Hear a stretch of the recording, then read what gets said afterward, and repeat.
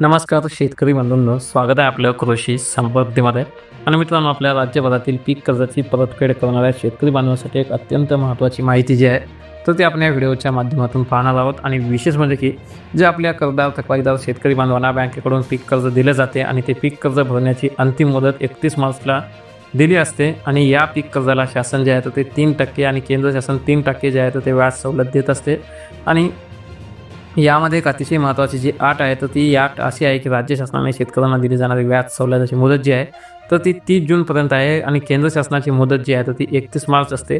जर 31 मार्चला पीक कर्ज भरलं नाही तर केंद्र सरकार व्याज सवलतीपासून शेतकऱ्यांना मुकावे लागते आणि त्यामुळे शेतकऱ्यांना आपला शेतमाल स्वस्त दरात विकून तडजोड करून 31 मार्चला कर्ज भरावे लागते आणि परिणामी शेतकऱ्यांचं आर्थिक नुकसान होते. आणि त्यामुळे शेतकऱ्यांचं होत असलेले नुकसान लक्षात घेता शेतकऱ्यांना 31 मार्चऐवजी 30 जूनपर्यंत कर्ज भरण्यास शेवटची मुदत दिल्यास शेतकऱ्यांना 3 महिने अधिकचा वेळ मिळून आपला शेतमाल योग्य भावात विकून पीक कर्जाची परतफेड वेळेत करून राज्य शासन व केंद्र शासन यांना व्याज सवलतीचा फायदा शेतकरी घेऊ शकतो.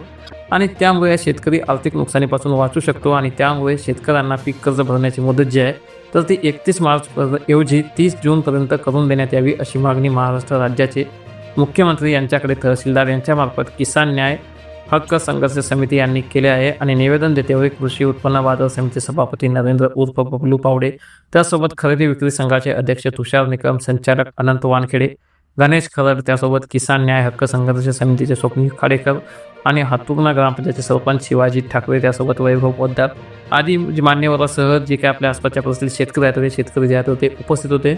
आणि जे हे कर्जमाफी आहे त्यासोबत जे पीक कर्जाची परतफेड करण्याची तारीख आहे तर ती शेतकऱ्यांना 31 मार्चऐवजी 30 जूनपर्यंत कर्ज भरण्यास शेवटची मुदत देण्यात येऊन आपल्या शेतकरी बांधवांचं आर्थिक नुकसान टाळून जे शेतकऱ्यांना व्याज सवलत योजनेचा लाभ मिळावा.